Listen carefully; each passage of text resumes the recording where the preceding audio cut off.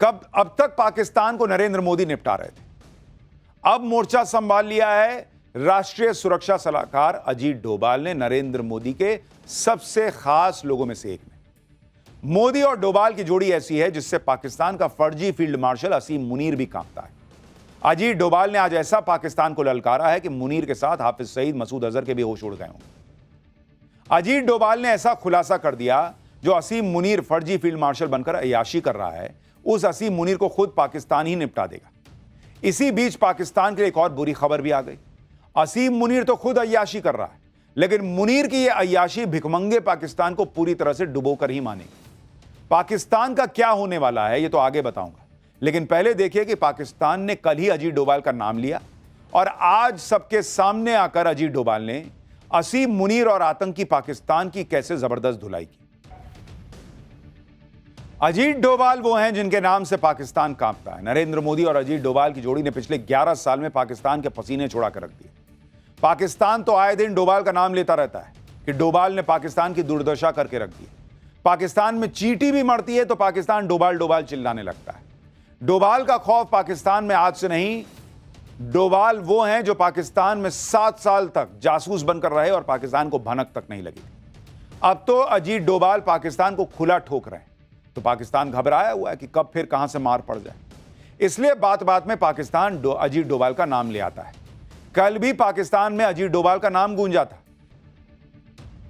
आप सोचिए अजीत डोभाल के नाम भर से पाकिस्तान की कैसे हालत खराब होती है कि वहां बैठ के इस तरह का प्रोपेगेंडा फैलाया जा रहा है कि अजीत डोभाल की वजह से पाकिस्तान की हालत खराब है, वहां आतंकी हमले हो रहे हैं। कौन विश्वास करेगा? दरअसल पाकिस्तान की आर्मी इसलिए बौखलाई हुई है क्योंकि BLA यानी बलूचिस्तान लिबरेशन आर्मी ने पाकिस्तानी सरकार और मुनीर सेना की नाक में दम कर रखा है। BLA लगातार पाकिस्तान में अटैक कर रही है। BLA के लड़ाके पाकिस्तान में सेना के लिए काल बन चुके हैं। पाकिस्तानी सेना BLA से निपटने में नाकाम साबित हो रही है। अब पाकिस्तान की आर्मी के लिए मुसीबत इसलिए बढ़ गई क्योंकि मंगलवार से BLA ने बड़े हमले शुरू कर दिए। BLA ने पाकिस्तान में इस ऑपरेशन को ऑपरेशन बाम नाम दिया है। इस ऑपरेशन के तहत अभी तक बलूचिस्तान में 17 सरकारी और सैन्य ठिकानों को निशाना बनाया जा चुका है। बताया जा रहा है कि ऑपरेशन बाम में अभी तक पाकिस्तान की सेना और फ्रंटियर कोर को भारी नुकसान हुआ है। पाकिस्तान की सेना BLA से हर मोर्चे में फेल साबित हो रही है। ऐसे में अपनी नाकामी छिपाने के लिए पाकिस्तान BLA के हमलों का ठीकरा भारत पर फोड़ रहा है और अजीत डोभाल का नाम ले रहा है। लेकिन दुनिया जानती है कि आतंकवाद को कौन पाल रहा है। मुनीर की आर्मी खुलेआम आतंकियों के जनाजे में दिखाई दी थी। मसूद अजहर और हाफिज सईद को पाकिस्तान पालता, ये सब जानते हैं। वहां आतंकी खुलेआम घूमते हैं, रैलियां करते हैं। पाकिस्तान की पुरानी आदत है कि पाकिस्तान में जब भी कुछ हो जाए तो भारत पर आरोप लगा। लेकिन इस बार पाकिस्तान की आर्मी ने अजीत डोभाल का नाम लेकर गलती कर दी।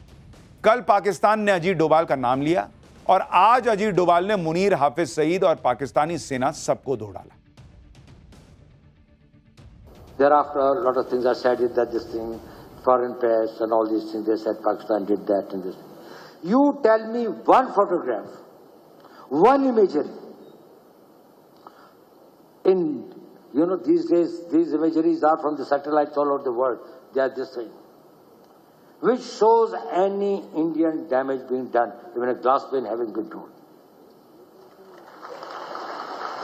I don't know, only our forces will be knowing what's happening in this thing, but I am just telling, they brought out photographs, they wrote this thing, the New York Times put it this thing, put out very this thing. Only imagery, they said 13 air bases of Pakistan now and now, before 10th May and after 10th May. यानी अजीत डोभाल खुलकर बता रहे हैं कि भैया पाकिस्तान को ऐसा ठोका कि पाकिस्तान को नानी याद आ गई। लेकिन भारत को कहां ठोका, इसका कोई सबूत तो दिखाओ, एक फोटो तो दिखाओ कि भारत का एयरबेस फोड़ दिया, ब्रह्मोस गिरा दिया, ये कर दिया, वो कर दिया, सबूत तो दिखाओ। पाकिस्तान ने ऑपरेशन सिंदूर में खूब झूठ फैलाया था। विदेशी मीडिया ने भी भारत के खिलाफ माहौल बनाया था और इसी के सहारे असीम मुनीर फर्जी फील्ड मार्शल बन गया। लेकिन अजीत डोभाल ने आज सबको एक्सपोज कर दिया कि एक शीशा भी भारत का नहीं टूटा। उल्टे पाकिस्तान को ऑपरेशन सिंदूर में भारत ने ऐसा धोया कि कोई भूल नहीं पाएगा। पाकिस्तान के बहुत अंदर तक जाकर भारत पाकिस्तान को मारकर आया। ऑपरेशन सिंदूर के बारे में पहली बार अजीत डोभाल खुद कुछ बोल रहे थे लोगों के सामने। सुनिए उन्होंने क्या बताया जो बहुत लोगों के एजेंडे को ध्वस्त कर देगा। We are really proud of it, not for necessarily what people perceive. That how much of an indigenous content was there.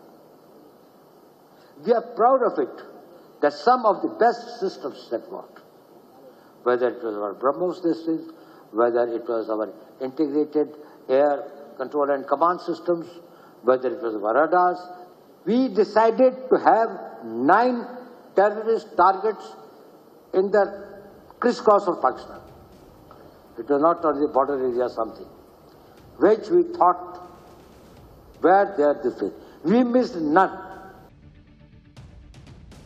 Ajit Doval जो इस पूरी प्लानिंग के पीछे थे ऑपरेशन सिंदूर की, वो खुद खड़े होकर बता रहे हैं कि जो भारत ने चाहा, जैसे भारत ने चाहा वैसे पाकिस्तान के साथ ठोका उसको और किया। अजीत डोभाल ने जो जो बातें बताई, अगर उसकी सच्चाई पाकिस्तान की पब्लिक तक पहुंच जाए तो फिर वो फर्जी फील्ड मार्शल बने घूम रहे असीम मुनीर को दौड़ा देगी, क्योंकि असीम मुनीर इसी झूठ के सहारे जिंदा है। पाकिस्तान में चौड़ा घूम रहा है कि भाई हमने तो भारत में ये कर दिया वो कर दिया। इसी झूठ के सहारे असीम मुनीर पाकिस्तान में ताकतवर हो गया। ताकतवर बनकर असीम मुनीर जमकर अय्याशी कर रहा है। हमने आपको बताया ही था कि असीम मुनीर आजकल ऐसे तेवर में है कि पाकिस्तान का राष्ट्रपति उसके सामने फेल है। लेकिन आप यह देखिए कि इधर मुनीर की अय्याशी चल रही है, उधर पाकिस्तान की जनता कंगाली से जूझ रही है, कंगाल से और कंगाल होती जा रही है। कंगाल पाकिस्तान में हाहाकार मच गया है। पहले ऑपरेशन सिंदूर में पाकिस्तान ने मुंह की खाई, अब भूखों मरने की नौबत आ गई। वर्ल्ड बैंक ने जो नई रिपोर्ट जारी की है उसके मुताबिक पाकिस्तान के लोग और ज्यादा गरीब हो गए। इस रिपोर्ट के मुताबिक पाकिस्तान में 44.7% लोग अब भी गरीब हैं। यानी पाकिस्तान की 25 करोड़ आबादी में से 12 करोड़ लोग अभी भी गरीब हैं। हर दिन 250 रुपए से कम की आय वाले लोगों की संख्या 4.9 से बढ़कर 16.5% हो गई। यानी पाकिस्तान में आप सोचिए भिखारियों की संख्या क्या है भाई, 16.5% लोग वहां ऐसे हैं जो दिन का 250 रुपया नहीं कमा पाते। पाकिस्तान में गरीब लोगों की आबादी लगातार बढ़ती जा रही है। मल्टी डायमेंशनल पॉवर्टी इंडेक्स बताती है कि पाकिस्तान में 30% से ज्यादा लोग स्वास्थ्य, शिक्षा और जीवन स्तर में भारी कमी का सामना कर रहे हैं। इस दिशा में पाकिस्तान से अच्छे तो पड़ोसी बांग्लादेश और नेपाल के आंकड़े हैं। वर्ल्ड बैंक ने अपनी रिपोर्ट में बताया कि अगर बड़े सुधार नहीं हुए तो पाकिस्तान दक्षिण एशिया में गरीबी का सबसे बड़ा सेंटर बन जाएगा। तो ये तो हाल है बॉस कि खाने को दाने नहीं, और ये पाकिस्तान जो है वो भारत को धमकाने निकलता है, ये हम ये कर देंगे, हम वो कर देंगे। अरे अपने लोगों को पहले खाना खिलाओ यार, कायदे से उनको जिंदगी तो दो। देखिए कैसे भिखारियों जैसे रहते हैं ये लोग, और देख के दुख होता है कि इतना लड़ भिड़ के अलग देश बनाए, मार काट मचाए, और उसके बाद ऐसी जिंदगी जी रहे हैं। और ये मुनीर ये बड़े बंगले में रहता है भाई, बड़े बंगले में रहता है, घूमता है, मजे करता है, वहां की फौज के लोग मजे करते हैं। मुनीर के अय्याशी और पाकिस्तान की भूखमरी कंगाली के बीच एक और ऐसी खबर आई है जिससे पाकिस्तान को और झटका लगेगा। जिस वर्ल्ड बैंक के सामने जाकर पाकिस्तान पानी के लिए रो रहा था कि सिंधु जल समझौता भाई भारत ने स्थगित कर दिया, इसको कुछ करवाओ यार, पानी वानी दिलवाओ, उस वर्ल्ड बैंक से नरेंद्र मोदी कश्मीर के लिए ऐसा काम करवाने वाले हैं जिसे देखकर पाकिस्तान भर भर आंसू रोएगा। भाई सिंधु जल समझौता तो बहाल नहीं हुआ, लेकिन भारत सरकार वर्ल्ड बैंक से 3,119 करोड़ का फंड ले रही है। भारत सरकार के इस कदम से पाकिस्तान की नींद उड़ गई है, क्योंकि यह रकम जम्मू कश्मीर में क्वार बांध प्रोजेक्ट पर खर्च होगी। चिनाब नदी पर बन रहा यह प्रोजेक्ट रणनीतिक रूप से महत्वपूर्ण है।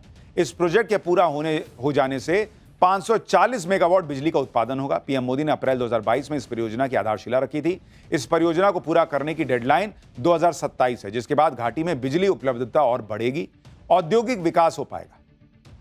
कश्मीर में पीएम मोदी की स्ट्रैटेजी से पाकिस्तान के होश उड़े हुए हैं। पाकिस्तान की पब्लिक को समझ में आता है भाई कि इंडिया कहां से कहां पहुंच गया है और पाकिस्तान कहां रह गया।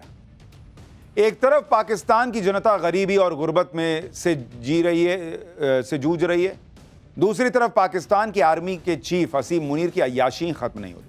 हमने आपको बताया था कि मुनीर 20 से 23 जुलाई तक श्रीलंका की राजनयिक यात्रा करने वाला है, और वो राजसी ठाठबाट से श्रीलंका जा रहा है, और वहां ऐसी ऐसी चीजें होंगी जिसमें बहुत पैसा खर्च होगा। सोचिए उस देश का आर्मी चीफ ये कर रहा है, करना तो राष्ट्रपति को चाहिए, लेकिन वो खुद इनडायरेक्टली राष्ट्रपति बन ही गया, तो वो ऐसी ऐसी चीजें कर रहा है कि अगर वो ना करे तो वहां गरीबों का भला हो जाए। मुनीर के कारनामों से पाकिस्तान की जनता भी वाकिफ है। पब्लिक को सब समझ में आ रहा है, लेकिन मुनीर समझने को तैयार नहीं। और समझे भी तो कैसे, क्योंकि उसको पता है अगर समझेगा तो पब्लिक हटा देगी और ये नाटक करता रहेगा तो कुछ दिन बचा रहेगा। खैर, ये नाटक कितने दिन चलेगा ये तो वक्त बताएगा। टेनिस प्लेयर राधिका यादव की हत्या से पूरा देश सन्न है और सबको इस हत्याकांड ने झकझोर कर रख दिया है, क्योंकि कोई भी यह सोच नहीं सकता कि एक बाप, एक पिता अपनी उस बेटी के ऊपर गोलियां चला देगा, उसे मार देगा, जिस बेटी को उस पिता ने बड़े नाजों से पाला। किसी को यकीन नहीं हो रहा कि एक पिता जिसने अपनी बेटी को टेनिस का शानदार प्लेयर बनाने के लिए जी जान लगा दिया, वही पिता अपनी बेटी को गोलियां मारकर, पहले कहा गया 3 गोलियां, पोस्टमार्टम में पता चला 4 गोली मारी और उसकी जान ले लेगा। यह है पिता। आखिर क्यों पिता ने टेनिस प्लेयर राधिका को गोली मारी, यह सवाल हर घर में उठ रहा। लोग ये समझ नहीं पा रहे ऐसी कौन सी चीज हो गई जिसकी वजह से एक पिता अपनी बेटी को इतनी बेरहमी से गोली मार के मार दे रहा है।